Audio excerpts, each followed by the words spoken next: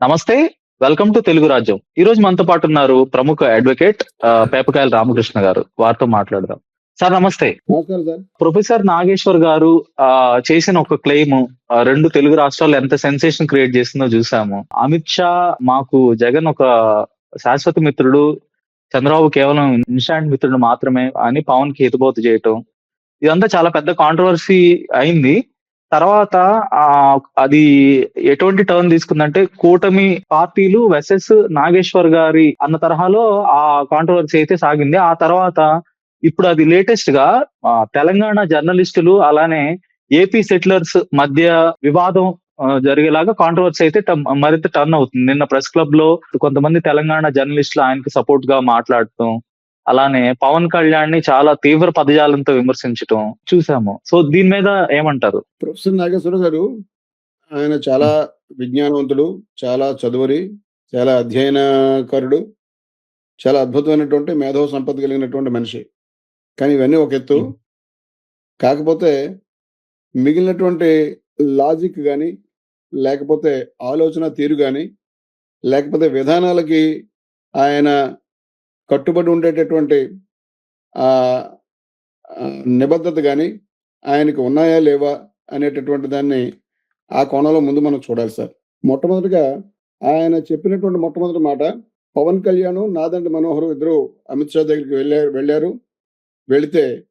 వెళ్ళి జగన్మోహన్ రెడ్డిని అరెస్ట్ చేయించాలి ఏదో ఒక సందర్భంలో అని చెప్పేసి ఆయన్ని కోరితే ఆయన తిరిగి Chandrababu Naidu instant friend, Jagan long term friend, అందుచేత జగన్ మీదకి మీరు అట్టే వెళ్ళకండి, అతను మనకు కావాల్సిన వాడు అని చెప్పేసి ఆయన వీళ్ళకి ఇంచుమించుగా ఒక రకమైనటువంటి హితోపదేశం చేసినట్టుగా చేశారు అని, దాదాపు ఆ ముగ్గురు కాకుండా 4వ వ్యక్తి ఈయనే ఆ రూమ్ లో ఉన్నారు అని చెప్పేసి అన్నట్టుగా, నేనే ప్రత్యక్ష సాక్షిని అన్నట్టుగా ఆయన చెప్పుకొచ్చి ఎవరికి ఏమన్నారంటే, దీనికి సోర్సు వాళ్ళ ఇద్దరు అంటే బయటకు వచ్చేసిన తర్వాత వేరే పార్టీ మీటింగ్ లో అంతరంగిక సమావేశం జరిగేటటువంటి సందర్భంలో ఒక చిన్న క్లోజ్డ్ రూమ్ లో పవన్ కళ్యాణ్ గారు, నాదెండ్ల మనోహర్ గారు తమ అంతరంగికమైనటువంటి అనుయాయులతోటి మాట్లాడుకునేటప్పుడు ఈ మాట బయటకు చెప్పారు.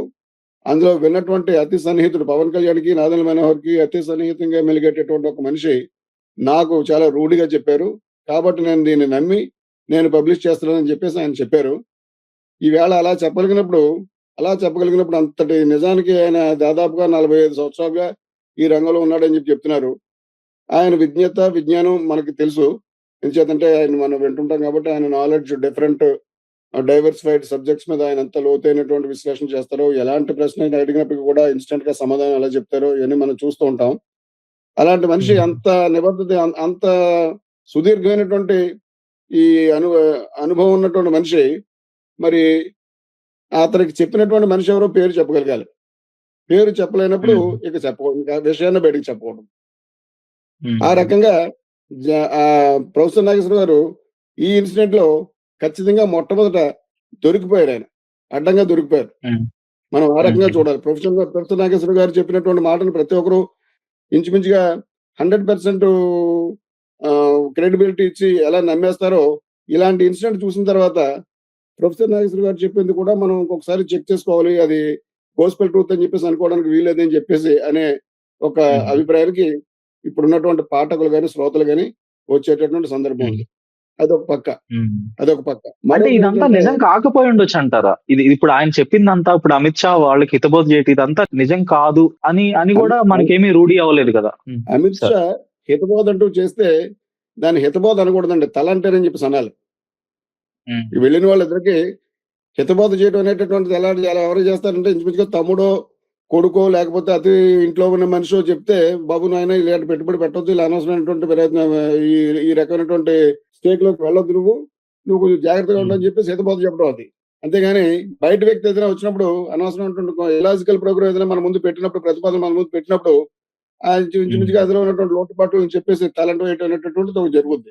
ఇప్పుడు అమిత్ షా అంటూ చెప్పారు అని చెప్పేసి అంటే, అది పవన్ కళ్యాణ్ కి, నాదెండ్ల మనోహర్ కి కూడా తలంటే పోసాడని చెప్పేసి అంటారు తప్ప హితబోధ చేశాడని చెప్పేసి అనుకోవడానికి లేదు. ఎంచేతంటే అమిత్ షాకి జగన్ తో ఉన్నటువంటి సాన్నిహిత్యంతో పోల్చుకున్నప్పుడు జగన్ పట్ల అమిత్ షా ఎంత సన్నిహితంగా చూస్తారనేటటువంటి కోణాన్ని మనం చూసినప్పుడు అందులో 10% కూడా ఇటు పవన్ కళ్యాణ్ పట్ల గానీ, మీకు కూడా ఆయన కూడా ఉన్నటువంటి ఆయన మీ క్లోజ్ ఎయిడ్ నాదెండ్ల మనోహర్ ఎవరైతే ఉన్నారో ఆయన ఆయన పట్ల గానీ ఆయనకు ఉండదు. అది మనోహర్ అనేది ఇక లెక్కలేదు. పవన్ కళ్యాణ్ వరకు జగన్ ఇక్కడ.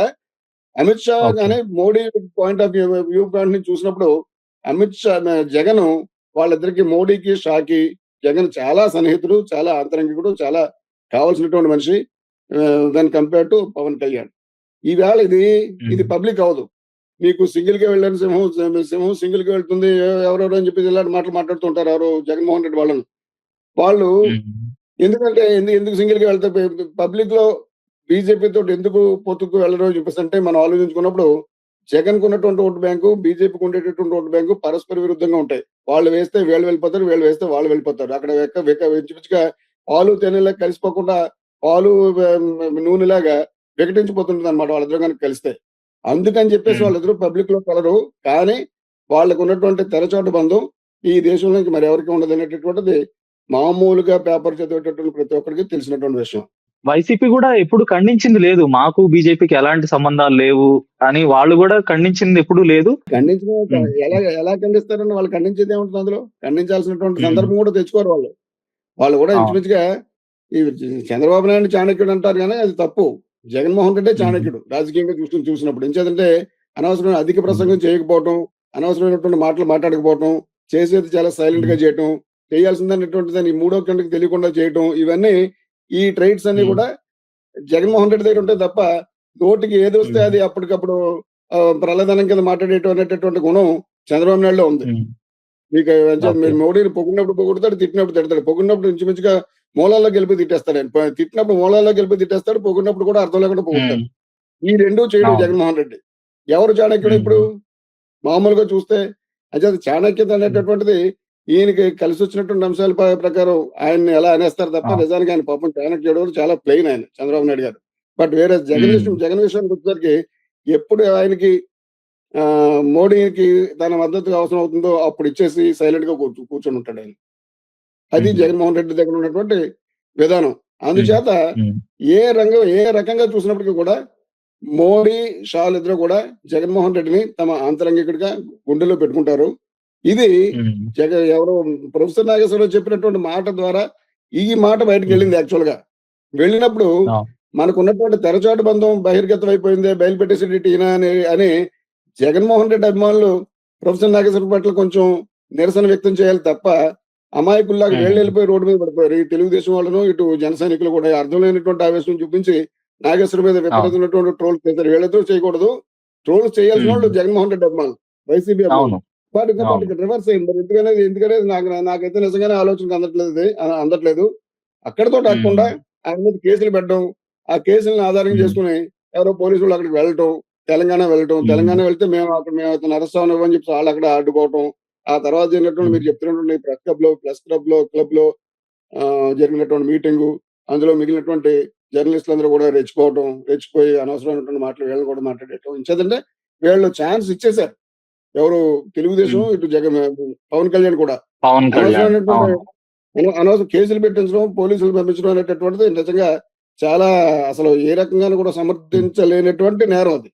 ఈ అనవసరమైనటువంటి తప్పు వీళ్ళు సెల్ఫ్ గోల్ వేసేసుకుని ఆ గోల్ వేసేసిన తర్వాత అవతల ఆటోమేటిక్ గా వాళ్ళు స్కోర్ బోర్డ్ లో కలిసిపోతాయి. ఆ పాయింట్లన్నీ కలిసిపోయిన తర్వాత ఇంకా ప్రొఫెసర్ నాగేశ్వరం ఇంత పవన్ కళ్యాణ్ ఏముంది గాలి అది ఇది అని చెప్పేసి అనుకుంటూ ఎవరికి నోటుకు వచ్చినటువంటి మాటలు వాళ్ళు తిట్టేశారు. మరి వాళ్ళకి వచ్చినటువంటి అవకాశం ఇంచుమించుగా పాశం యాదగిరి లాంటి వాడే ఏరా ఏం మాట్లాడుతున్నాం అని చెప్పేసి ఆయన భాష అలా దుర్మార్గంగా మాట్లాడటం అది భరించలేం. అది నిజంగా న్యాయం కాదు. అది ఇంకొక ఆయన అయితే ఆ పేక మీద కాలేసి తొక్కుతాం మరింత తీవ్రంగా అయితే విరుచుకుపడ్డాడు పవన్ కళ్యాణ్ మీద స్వయంగా. వీళ్ళందరికీ కూడా ఒక విషయం మర్చిపోతున్నారు. ఒక రకంగా మనందరికీ ప్రతి ఒక్క తెలంగాణలో ఉన్నవాడికి అదే రాజ్యాంగం, ఆంధ్రలో ఉన్నవాడికి అదే రాజ్యాంగం, మణిపూర్ లో ఉన్నవాడికి అదే రాజ్యాంగం, అస్సాంలో ఉన్నవాడికి అదే రాజ్యాంగం. భారతదేశంలో ఎప్పుడు ఎవరు ఏ ప్రాంతీయుడు కానిప్పటికీ కూడా అదే ఒకే రాజ్యాంగం ఉన్నదనేటటువంటి మాట సోయ మర్చిపోయి మా తెలంగాణ మీ తెలంగాణ మీ బాబుదా మీ సొత్తుదా, అది ఎలా అవుతుంది? అది ఆంధ్ర మా బాబుదా? ఆంధ్ర మాది కాదు, తెలంగాణ మీది అవుతుంది. ఇక్కడ నువ్వు అక్కడ నువ్వు అక్కడ పుట్టవాళ్ళు అక్కడ అయ్యావు, నేను ఇక్కడ పుట్టవాళ్ళు నేను ఇక్కడ ఉన్నాను. అంతేగాని నా వేరే తెలంగాణ కాదని ఎవరున్నారు? నువ్వు ఎంత గొప్పగా చేసుకుంటావు చూసుకో, నీ మాతృభూమి కోసం నువ్వు ఎంత కంట్రిబ్యూట్ చేసుకుంటావు చేసుకో. అంతేగాని మా తెలంగాణలోకి వస్తే ఏదో అన్నట్టు దానికి ఇక్కడ ప్రాంతీయ భేదం దేనికంటే అక్కడ హ్మ్. జరిగినటువంటి తప్పు హ్మ్. నాగేశ్వర పవన్ కళ్యాణ్ అనేటటువంటిది. అందుకని ఇది ఆంధ్ర తెలంగాణల యొక్క ఆ! పోరాటం కాదు కదా. ఆ కలర్ తేవడం హ్మ్. అనేటటువంటిది చాలా చీప్. ఆ రకమైనటువంటి భావన ఎవరికి పనికిరాదు. తెలంగాణ అని హ్మ్. చెప్పంటే వాళ్ళ హ్మ్. వాళ్ళ సొంతం కాదు. ఆంధ్ర వాళ్ళకి అక్కడ పాకిస్తానీలు కాదు. ఆంధ్ర వాడు హ్మ్. భారతీయుడే, తెలంగాణ వాడు భారతీయుడే. అనవసరమైనటువంటి మాటలు, హ్మ్. అలాంటి మాటలు పీక మీద కాలేసి తొక్కడం. ఈడు బాబు సొమ్ము కాదు. వాడి తరం కూడా కాదు. ఒకసారి టచ్ చేసి చూస్తే ఓకే. తెలుస్తుంది. అది ఎవరంటనేది. హ్మ్. అలా మాట్లాడుకోవటం హ్మ్. తప్పది. ఎవరికైనా హ్మ్. సహేతుకత మూలం. ప్రొఫెసర్ నాగేశ్వరం మీద అవును. పెట్టినటువంటి కేసు తప్పు. ప్రొఫెసర్ నాగేశ్వరం ఏదో ఒక హ్మ్. మాట మాట్లాడితే మాట్లాడుండుగాక. మాట్లాడినట్టు అవును. మాట్లాడింది జర్నలిస్టిక్ హ్మ్. వాల్యూస్‌కి అనుకూలంగా ఉందా లేదా? ఆయన యొక్క దాని మీద చర్చ సర్కిల్ జరగాలి. హ్మ్. హ్మ్. వితిన్ ది సర్కిల్ ఉందా లేదా అనేటటువంటిది చూడాలి. ఆయన గనక హద్దు అవును. మీరితే ఖచ్చితంగా దాన్ని తప్పుపట్టొచ్చు. అలా తప్పుపట్టే హ్మ్. అవకాశం లేకుండా వీళ్ళని అమాయకంగా కేసులు పెట్టడం, పోలీసులు పంపటం, ఈ అవును. రకమైనటువంటి తింగర పనులు వీళ్ళు చేసి వీళ్ళు సెల్ఫ్ గోల్ హ్మ్. యేసుకున్నారు. ఆ గోల్ వరకు ఆగాలి తప్ప ఏదో కాలర్ పుచ్చి కొడతాం, అవును. బైక్ మీద కాలేసి తొక్కుతాం, ఎవడోరా నువ్వు, హ్మ్. ఇలాంటి మాటలు ఇయన్నీ కూడా ప్రల్లదనం అని చెప్పేసి అంటారు దీన్ని. హ్మ్. అలాంటి ప్రలాపనలు తెలంగాణ వాడికి కుదరవు, ఆంధ్ర వాడికి కుదరవు. ఎవరు హ్మ్. అతిథులు కాదు చట్టాలకి. ఎవరు హ్మ్. టోటల్‌గా సరెండర్ అయిపోయినటువంటి వాళ్ళు కూడా కాదు. అందరికీ ఒకటే రాజ్యాంగం ఉంది. అందరికీ ఒకే రకమైనటువంటి చట్టాలున్నాయి. ఎవరి తప్పు హ్మ్. ఎంతవరకు ఉంటే, ఆ తప్పును అంతవరకు దానికి హ్మ్. నియుక్తమైనటువంటి శిక్షణ వేయండి. అంతే తప్ప అవును. తెలంగాణ వాడిని ఎవడో ఒక ఆంధ్ర వాడని చెప్పంటే నువ్వు కొట్టేస్తావా? ఏంటిది? హ్మ్. ఎవరిచ్చారు నీకు అధికారం? ప్రొఫెసర్ నాగేశ్వరం మీద హ్మ్. ఏమన్నా చేస్తే నువ్వు పెట్టుకో కేసు. వేరే కేసు ఇతని మీద పెట్టు. హ్మ్. అంతేగాని నువ్వేదో మహా మ ఏది యుద్ధంలో సైనికులు ఒకరికొకరు చంపుకున్నట్టుగా మీదకొచ్చేస్తారని చెప్పంటే అవును. అది అది ఇట్స్ నాట్ అట్ ఆల్ హ్మ్. రీజనబుల్. యాహ్! నేను ఇంకొక అంశాన్ని గమనించాను సార్. పవన్ కళ్యాణ్ చెప్పండి. విషయానికొస్తే చాలా తీవ్రంగా విమర్శలు చేశారు. నిన్న ప్రెస్ క్లబ్‌లో తెలంగాణకు సంబంధించిన జర్నలిస్టులు. అరేయ్! ఒరేయ్! తర్వాత పీక మీద కాలేసి తొక్కుతాం. రకరకాలుగా వాళ్ళు తీవ్రంగా మాట్లాడారు. మరోవైపు అసలు ప్రొఫెసర్ నాగేశ్వర్ మీద ఒక వైల్డ్ ప్రొపగండా, ఒక ఆయన క్రెడిబిలిటీని దెబ్బతీసేలా ఒక ఆర్గనైజ్డ్ అటాక్ చేసిందైతే టీడీపీ అఫీషియల్ పేజ్ నుంచి స్టార్ట్ అయింది. ఆ టీడీపీ అఫీషియల్ పేజ్‌లో ఆయన భుజానికి వైసీపీ కండువా అవును. ఏశారు. పవన్ కళ్యాణ్ ఏదో కేవలం అవును. ఖండించాడు. కేవలం పవన్ కళ్యాణ్ అవును. ఒక సభలో ఖండించాడు. కానీ అటాక్ అవును. కేసులు పెట్టింది ఇవన్నీ గూడా ప్రభుత్వం నుంచే జరుగుతున్నాయి. కానీ హ్మ్. లోకేష్, చంద్రబాబు విషయానికొచ్చేసరికి వాళ్ళు చాలా జాగ్రత్తగా ఆచితూచి మాట్లాడుతున్నారు. పవన్ మాట్లాడుతున్నారు. కళ్యాణ్ ఒక సాఫ్ట్ టార్గెట్ లాగా మారిపోయి పవన్ కళ్యాణ్ అయితే తీవ్రంగా విమర్శించారు. దీని మీద ఏమంటారు? అది మనిషి యొక్క బరువును బట్టి ఉంటుందండి అది. మనిషి హ్మ్. చంద్రబాబు నాయుడు అని చెప్పి సీఎం చంద్రబాబు నాయుడు అంటే ఒక పెద్ద పారిశ్రామికవేత్త. చంద్రబాబు నాయుడు అంటే ఒక పెద్ద పార్టీకి అధ్యక్షుడు. ఆయనకున్నటువంటి 1,40,00,000 ఓట్లు ఇవన్నీ లెక్క. ఇక్కడ హ్మ్. ఇక్కడ పవన్ కళ్యాణ్ ఏం చెప్పంటే చంద్రబాబు నాయుడు మీద ఆధారపడినటువంటి ఒక స్మాల్ పొలిటీషియన్. ఇతనికి బరువు తక్కువ. హ్మ్. అతనికి ఆర్థికమైనటువంటి దన్ను లేదు. తర్వాత ప్రజల మద్దతు కూడా ఏదో ఒక 20,00,000, 25,00,000 ఓట్లు ఉంటాయి తప్ప అతనికి పెద్ద పార్టీ హ్మ్. కూడా కాదు అనేటటువంటి మాటలు. తర్వాత ఈయన అకేషన్‌కి ఒక సందర్భంగా ఎక్కడికెళ్తే అక్కడ నేనే పుట్టాను. ఏ స్కూల్‌లో అయితే ఆ స్కూల్‌లో నేనే చదివాను. లేకపోతే ప్రతి పల్లె మీద పలానా పొలంలో పుడితే బావుండు. ఇలాంటి మాటలన్నీ తింగర మాటలు మాట్లాడటంతోటి వాళ్ళు అలాగా అడ్వాంటేజ్ తీసుకొని ఓవర్ యాక్షన్ చేయటం తప్ప, ఆ రకం ఓకే. అది మనిషిగా చూడాలి ముందు. పవన్ కళ్యాణ్ అనే అతను హ్మ్. డిప్యూటీ సీఎం కదా! ఏదేమైనప్పుడు కూడా పవన్ హ్మ్. కళ్యాణ్ సమర్థించేవాళ్ళు, సమర్థించినోళ్ళు ఎవరికైనప్పుడు కూడా అవును. అతను పవన్ అవును. కళ్యాణే. అందుచేత ఆ హ్మ్. రకం అంత రెచ్చిపోవాల్సినటువంటి దట్ ఈస్ టోటల్లీ హ్మ్. అన్వారంటెడ్. అసలు నాగేశ్వర్ మీద దాడి ఒక సోషల్ మీడియాలో చాలా ఉధృతంగా దాడి జరిగింది. ఆయన క్రెడిబిలిటీని దెబ్బతీసేలాగా ట్రోల్స్, మీమ్స్ ఇవన్నీ గూడా టీడీపీ కేంద్రంగానే జరిగినియి. టీడీపీ అఫీషియల్ పేజ్‌లోనే ఆ పోస్టర్‌నయితే వేయటం జరిగింది. ఆయన మెడలో వైసీపీ కండువాని వేసి. కానీ హ్మ్. టీడీపీని వాళ్ళు చాలా ఉపేక్షిస్తూ టీడీపీ మీద ఎక్కువ ఫోకస్ చేయకుండా, ఎక్కువ విమర్శలు చేయకుండానే పవన్ కళ్యాణ్ వైపు ఎళ్ళిపోయారు. ఎందుకు టీడీపీ ఎందుకు చెప్తాను. విమర్శించలేకపోయారు? ఏం లేదు అడ్వాంటేజ్ అండి అదంతే. ఎవరు లోకువైతే వాళ్ళ హ్మ్. మీద ముందు పడతారు. ఎవరు లోకువైతే హ్మ్. వాళ్ళ మీద ముందు పడతారు. అంతకంటే ఇక్కడ విషయం ఏం లేదు. ఈయన కొంచెం లోకువగా అప్పుడు కనపడుతుంటాడు జర్నలిస్టులు వాళ్ళకి. అప్పుడు తెలంగాణ జర్నలిస్టుల ఇంటిగ్రిటీని గూడా క్వెషన్ చేయాల్సి ఉంటుంది గదా! జర్నలిస్ట్ కంటూ సెపరేట్ రైట్స్ ఉన్నాయని చెప్పేసి ఎవరు అనుకోవద్దండి అసలు. జర్నలిస్ట్ కూడా ఒక హ్మ్. మామూలు పౌరుడే. జర్నలిస్ట్ అంటే విపరీతమైనటువంటి ఒక ఏదో థామస్ జెఫర్సన్ చెప్పినటువంటి మాటని అందరూ చెప్పేస్తుంటారు. ఏమి ఒక వ్యతిరేకమైనటువంటి పేపర్ గనుక మనకు ఉన్నట్టయితే దాని చూసి నేను జడిసిపోతానని చెప్పేసి థామస్ జెఫర్సన్ అప్పుడెప్పుడో అన్నాడని చెప్పేసి ఒక హ్మ్. ట్యాగ్ లైన్ కింద పెట్టేస్తూ ఉంటారది. జర్నలిస్ట్ అయితే ఏంటంటే జర్నలిస్ట్ అయితే అవాకులు చవాకులు రాయొచ్చా? జర్నలిస్ట్ అయితే అవాకులు చవాకులు మాట్లాడొచ్చా? అది లేదు కదా. జరిగింది ఎలాగా పత్రికా సంస్థలు కానీ, పత్రికాధిపతులు కానీ, టీవీ సంస్థలు కానీ వీళ్ళంతా కూడా అడ్వాంటేజ్ తీసుకుని విపరీతమైనటువంటి అన్యాయమైనటువంటి ప్రచురణలకి పబ్లికేషన్స్ కి పాల్పడ్డారు. అది వాళ్ళ వైపు నుంచి జరిగినటువంటి తప్పు. అంత మాత్రం చేత జర్నలిస్ట్ అంటే విపరీత అతనికి ఏదో ప్రివిలేజ్ అని చెప్పేసి అనుకునేటటువంటి నోషన్ అయితే ఎవ్వరూ పెట్టుకోకూడదు.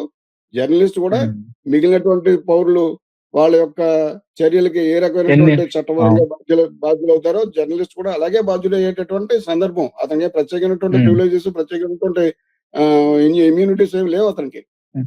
అంటే ఎవరైనప్పుడు కూడా చట్టాన్ని ఫాలో అవుతుంది.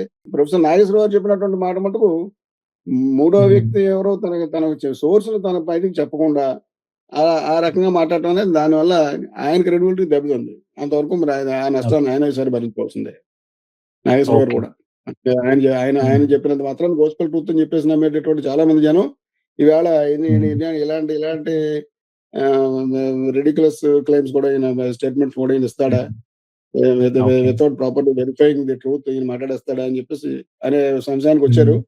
అది అంతవరకు ఆయనకి అది నష్టం. ధన్యవాదాలు sir. Thank you sir. Thank you very much. Hello, Telugu రాజ్యం ఛానల్ చూస్తున్నారా? సామాజిక, రాజకీయ, జీవన చిత్రణే తెలుగు రాజ్యం. అతిశయోక్తులు, అసత్యాలు ఉండవు. రాజకీయ కోణం కాదు, ప్రజా కోణమే కొలబద్ద.